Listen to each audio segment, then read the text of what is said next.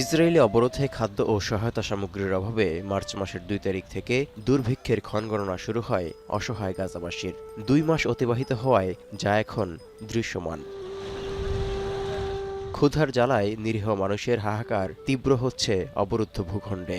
পচা বাসি খাবার এবং পশু খাদ্য তো আছেই, আবর্জনার স্তূপ থেকে নষ্ট খাবার কুড়িয়ে জীবন রক্ষায় খেতে বাধ্য হচ্ছেন ধ্বংসস্তূপের এ নগরীর অনেক বাসিন্দা। তাদেরই একজন হেশাম। تقدر بيقولوا عنها في اللغه الفصحى الزبالات. بنروح على الزبالات وبنجمع الخبز هذا، في منه الخربان بنجيب مع الكيس بنبيع ب 10 شيكل الله يعزك للدواب تعاون الناس. বান্ডেল থাকলে প্রতি সেনমানিতে টাকা বাঁচবে। বিকাশ সেনমানি বান্ডেল কিনে জিতুন প্রতি লেনদেনে। ভয়াবহ খাদ্য সংকটের চিত্র তুলে ধরতে গিয়ে এই ভুক্তভোগী আরও জানান, ক্ষুধার যন্ত্রণায় কলিজার টুকরা ২ সন্তানসহ পুরো পরিবারের সদস্যরা পচাবাসি খাবার খেয়ে অসুস্থতায় ভুগছেন। নেই চিকিৎসার ব্যবস্থাও। صابنا تلبك معه من الخبز هذا.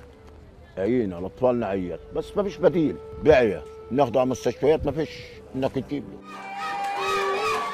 ইসরায়েলি আগ্রাসনের আগে ২০ শেকেলে ৩ দিনের খাবার চাহিদা মিটলেও বর্তমানে ১০০ শেকেলে একবেলার খাবারও পাওয়া যাচ্ছে না বলে জানান গাজাবাসী। অর্থাৎ অর্থ থাকলেও মিলছে না খাবার। তাই তো জাতিসংঘ সহ গাজায় মানবিক সহায়তায় নিয়োজিত বিভিন্ন সংস্থার বিলি করা খাবার সংগ্রহে দিনকে দিন লাইন দীর্ঘ হচ্ছে নিরুপায় গাজাবাসীর। করুণ বাস্তবতা হলো সহায়তার ভাণ্ডারও ফুরিয়ে এসেছে।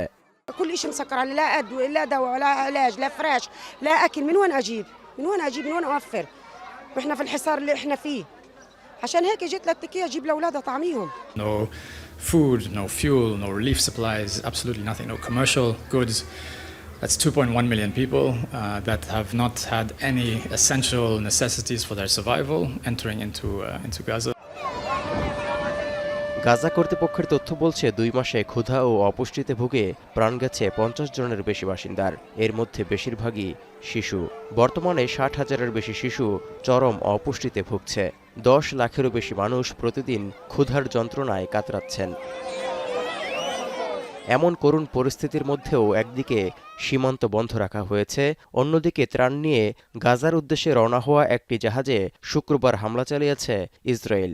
অপরাধ ঢাকতে ওই জাহাজে হামাস সদস্য ছিল বলে দাবি তেল আবিবের। তৌহিদুর রহমান, এখন বিশ্ব।